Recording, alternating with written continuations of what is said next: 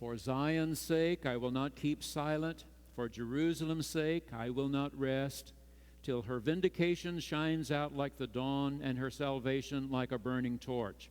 The nations shall see your vindication, and all the kings your glory, and you shall be called by a new name that the mouth of the Lord will give.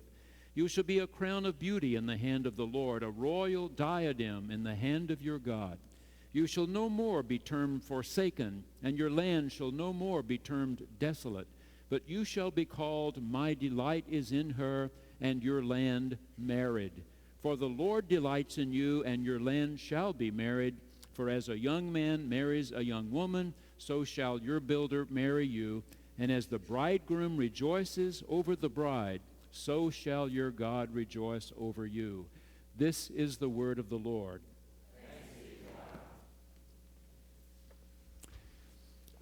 This text comes from the third portion of the scroll of Isaiah. We do not know the author's name. We know that he was writing in Judah after a straggling few had come home after being in Babylon for more than 50 years. It's an extremely difficult time. When the people get there, they are so disheartened. Where the temple once stood, there's only a pile of ashes.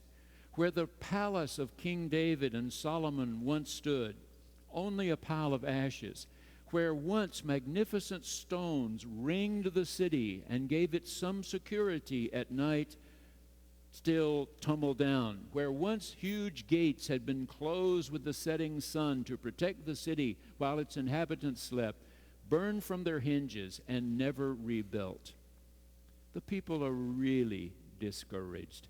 And this third portion of the scroll, written by someone who's trying to get the people's chins up again, encourage them.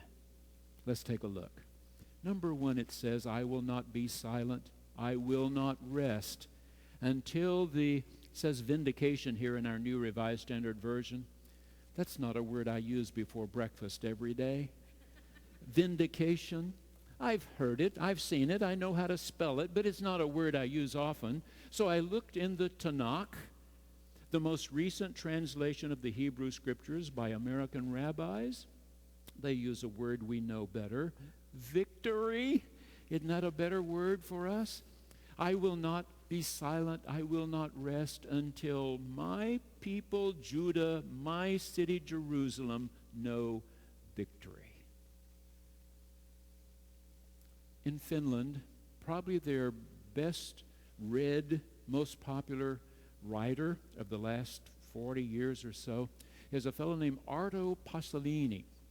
Born in 1942, right in the heart of World War II, and grew up, went on to college, became a journalist, was really struggling with whether he had the courage to give up his day job, as it were, to become a writer of novels. Finally took a chance and wrote one called The Year of the Hare. It's an unusual story, but it's now been translated into 27 different languages. It's sold more than a couple million copies in all the years it's been out. It's about a young journalist. Write about something you know, right? It's about a young journalist who's driving through northernmost Finland late one afternoon in summer, enjoying these last rays of a sun that will almost disappear for the next 6 months, when a rabbit suddenly runs across in front of his car. Not a little cottontail like we have in Tulsa. These are big rabbits from the Arctic Circle. Ran across, tried to brake, turned the car. He heard the thump underneath and saw the rabbit limping off into the sage. So he pulled over his car and went looking for this wounded animal to see if he could possibly get it to help. Every time he would think he was just about ready to catch hold of it, it would scurry a little bit farther. He would go farther after it. It would scurry a little farther.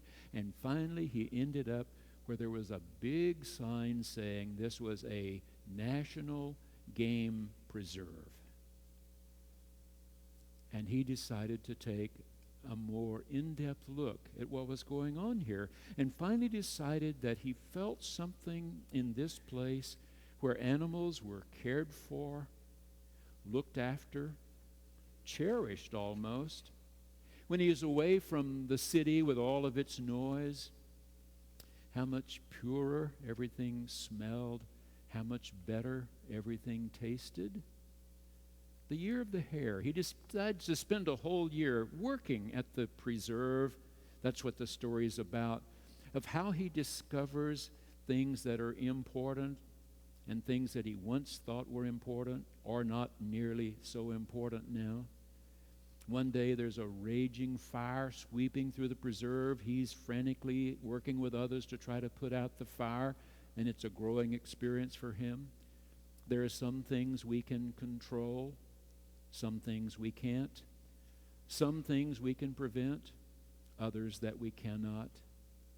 As I read one critic's synopsis of his work, we were talking about accepting things you can't change, working hard to change things you can, and my mind moved back a long time ago. I was 9 years old when my father became a part of Alcoholics Anonymous. We lived in a small gas camp house, one bathroom for the 5 of us. A prayer that my dad was taught at Alcoholics Anonymous became so important to his recovery that he actually taped it to the mirror in the bathroom so that every time he brushed his teeth and every time he went to shave, he would see this little prayer. But we all used the same bathroom. So when I brushed my teeth, I would see this little prayer taped to the mirror day after day. God, grant me the serenity to accept the things I cannot change, courage to change the things I can, and wisdom to know the difference. Help me accept what I cannot change what I can, and wisdom to know the difference. But notice that that prayer, like all prayers, begins with God. Some things I can do, some things I can't do, and other things that we're really going to be absolutely dependent upon God to do. Number 2, this author says to this small, bedraggled group of folks, God is going to give your country, Judah, and your city, Jerusalem, a new name. But that would be true then for all the people as well, to have a new name, a new beginning. Last weekend, there was a wonderful article in the Tulsa World newspaper with 2 big pictures of our Eastern Orthodox Christian friends here in Tulsa. I recognized several people in the 2 pictures. The one I knew best of all is Father Bill Christ. Father Bill Christ is head of our Greek Orthodox Church, just a few blocks from us. Gail and I go to the Greek Festival almost every year. If we have anyone with us who's not been before, we encourage them to go into the sanctuary, and we listen to Father Christ describe all the beautiful iconography again. We enjoy the food, enjoy watching the young Greek girls and boys do the Greek dances and so on. Father Bill Christ is a part of the Jewish dialogue, Christian dialogue group I'm in. He's a part of our downtown clergy group. When it's our turn to eat at his place, he cooks the lunch himself. It's always absolutely wonderful, I can assure you. But in this article, he was talking about the reason for the 2 pictures. If you saw it, you know that right there on the banks of the Arkansas River, down here at the 31st Street Bridge, there was a large, beautiful ice sculpture of the Eastern Orthodox cross. And in the background, you can see part of the Arkansas River. Now, the Arkansas River is not very pretty this time of year, particularly when we've had no rain. It looks really muddy, and there's not a great deal of water there. Anyway, here's this beautiful cross made of ice, just shimmering in the sunlight. And they have proper readings from the scriptures and then prayers, and then they push it into the river. Now, this is true of all Eastern Orthodoxy, and Father Christ was explaining this in the article. He said, well, we Eastern Orthodox not only celebrate on Epiphany the coming of the Magi, first Gentiles to see Jesus, but we also deal with the baptism of Jesus on the same day. Now, we Protestant Christians are just a few days later. If you were here last Sunday morning and heard Dr. Tankersley read the gospel lection appropriate for the day, it was in fact about Jesus being baptized by John. So we were just 3 days later. but nonetheless, the Epiphany, coming of the Magi, and the baptism of Jesus in a river.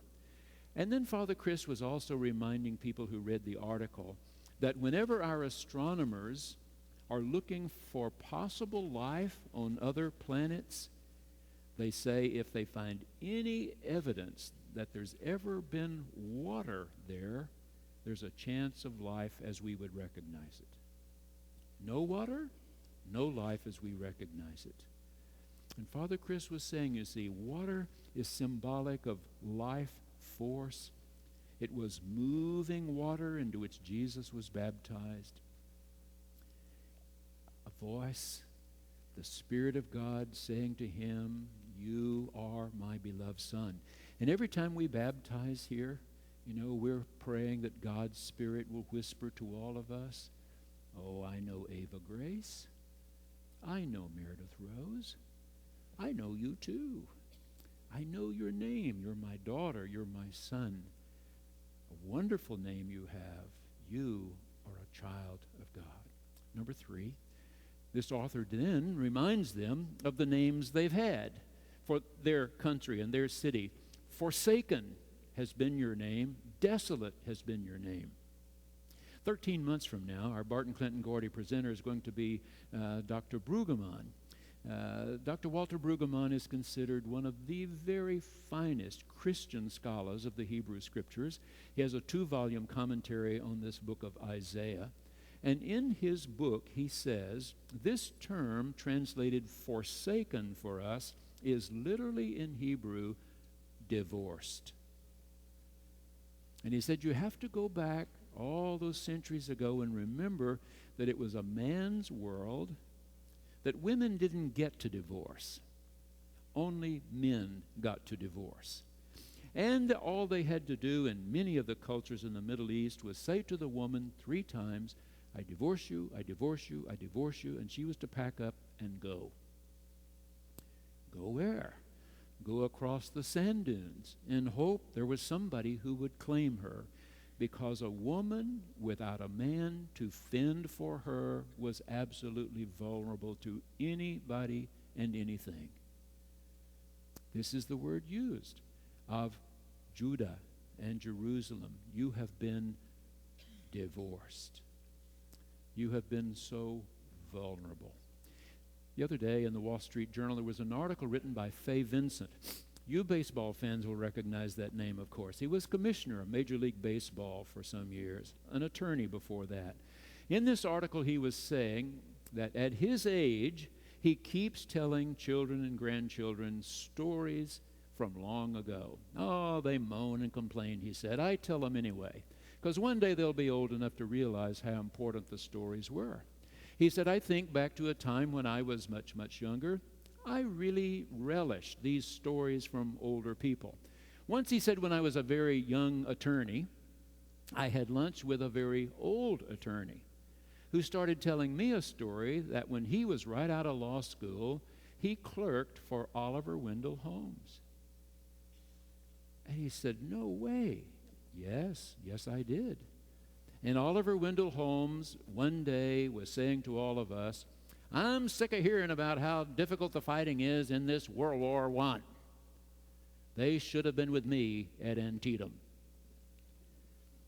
He had been a soldier in the Civil War.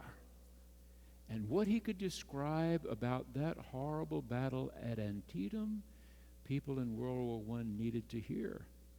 And Fay Vincent, of course, would be a part of World War II.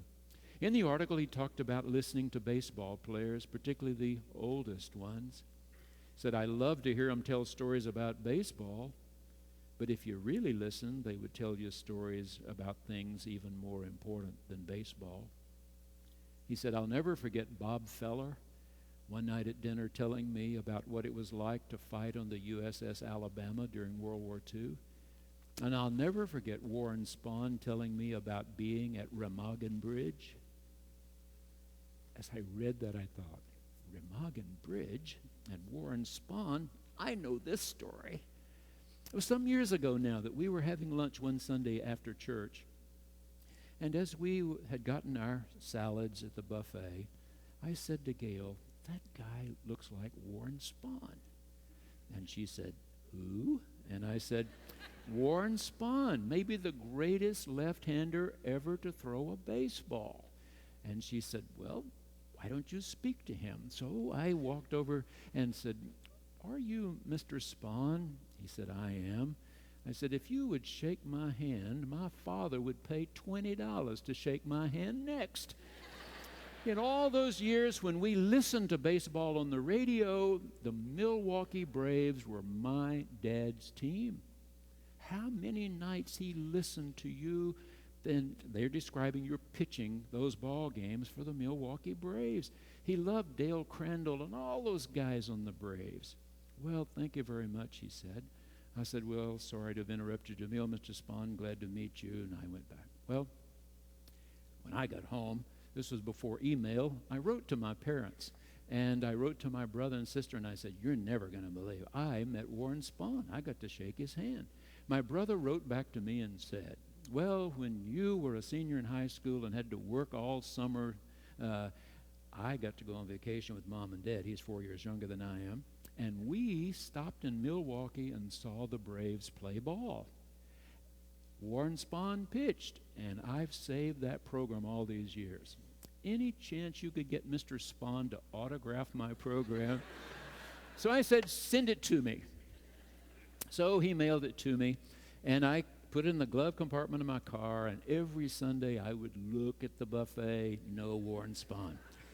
We got all the way to Christmas time, and I started asking people I thought might know, where does one get in touch with Warren Spahn? And one person told me about somebody else, and that one about somebody else, and eventually I got a phone number. And I called him and told him who I was. He remembered. I said, my brother saw you pitch one time when he was 14 years old, and he saved the program all these years. What a Christmas present if you would autograph that program for him. He said, if you're willing to drive out here, I'm willing to sign it. And I said, I'll be there in an hour. Well, I stopped by a sporting goods store and bought 2 baseballs and took them along. I thought, my 2 boys would love to have autographed balls. So I got to his home, rang the doorbell, and he said, come on in. We just made a pot of coffee. Come in the kitchen. So we went in the kitchen, he and his wife and I, and we sat down, and he signed the program, and he signed both of those baseballs. But Mr. Spahn was a talker, and it was fun to just sit there and have coffee with him and listen to him talk. He talked about how weak today's pitchers are. They think they've done something special if they go 5 innings, 6 innings, 7 innings. He said, I took batting practice every day because I didn't want them to pull me in the 8th inning to put in a pinch hitter. I wanted to hit well enough they'd let me hit, because when they put that ball in my hand to start the game, I wanted that ball in my hand when the game was over. Well, one night he said out in Candlestick Park in San Francisco, I got locked up with Juan Marichal, and he and I pitched 9 innings, nothing to nothing. We both pitched number 10, 11, 12, 13, 14, 15, 16 innings. In the bottom of the 16th, he said, I let a curveball slip just a little, and Willie Mays knocked it into the bay, he said. We went 16, both of us, he said. I said, Mr. Spahn, I remember your career was interrupted by the war. Well, yeah, it was, he said. And then I asked him, what unit were you in? And he started telling me about that. He wasn't so far from where my dad was with that 3rd Army that Patton was rushing toward Berlin. They got to the Rhine River to a place called Remagen. I've been there. It was a magnificent bridge. I've seen pictures of it. When Hitler realized the Allies were really moving at that point, he was having all the bridges on the Rhine blown up so the Allied forces could not get across. There was a terrific battle at Remagen, and we held that bridge until 8,000 troops got across within one 24-hour period, moving straight toward Berlin before there was a counterattack and the bridge was destroyed. Warren Spahn was at the bridge at Remagen. He was one of 8,000 who went running across that bridge to try to get to Berlin and bring that war to a close. There have been a lot of hard times. Pitching 16 innings is nothing compared to being at Remagen Bridge when all those young men were dying. Huh? Forsaken, desolate. I have a new name for you, God said. A new name. Now you shall be called Hephzibah and Beulah. Hephzibah is a woman's name, fairly common in Israel today. It's even the name of a department store in Tel Aviv. My delight. You are my delight. And Beulah means married. And every July we sing, far away the noise of strife upon my ears are falling. And we sing, dwelling in Beulah land, in married land. God Almighty has come to marry us. When John wrote his Revelation, he pictured the church formed by the death and resurrection of Jesus, as being like a bride coming down the stairway to meet her groom, our Lord Jesus. Some orders of nuns actually wear wedding rings to symbolize they are married only to Christ. As a bridegroom rejoices in the bride, so I, your God, rejoice and delight in you. Last Saturday, 8 days ago, what a tragedy in Tucson. We keep having these every so often. 6 people died, so many people shot. A congresswoman still doing pretty well, but facing a difficult uphill battle. There was a group, a small group up in Kansas, who go and put on demonstrations at all such horrible places. They usually follow wherever young servicemen and women have been killed in Iraq, now Afghanistan, and they picket just outside the cemetery gates.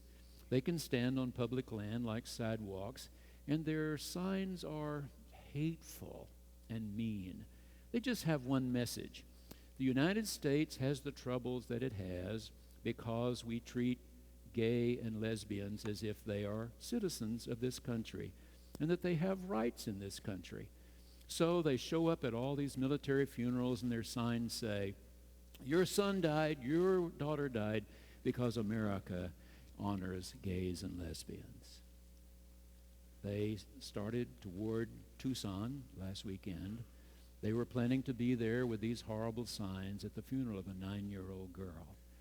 Your daughter died because America honors gays.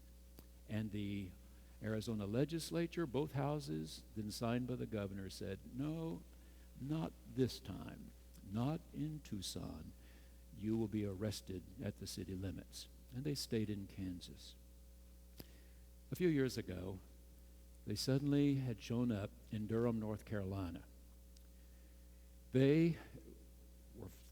Somebody follows them, tries to keep up with what they're doing next. This time, they were going to picket the next morning a Lutheran church in Durham, St. Paul's Lutheran, because the Lutherans had decided to have a statement in their discipline that says, all people, that's it, just all people are children of God and are entitled to the ministries of God's church. So this hate group from Kansas showed up. That Sunday morning, the preacher said he had worried about how his people who had not heard that these folks from Kansas were going to be there would react. So he called just a little handful of his members, and they decided to remember the 23rd Psalm. Thou preparest a table before me in the presence of mine enemies. And between the side work where these protesters would be, legally be, and the front door of St. Paul's, they put a beautiful dining table, 4 chairs, china, crystal, sterling silver, candles, flowers in the middle. And the pastor said the group arrived and turned and walked away. Do you really think they got it? Somebody asked. And he said, I don't know, but my people surely did.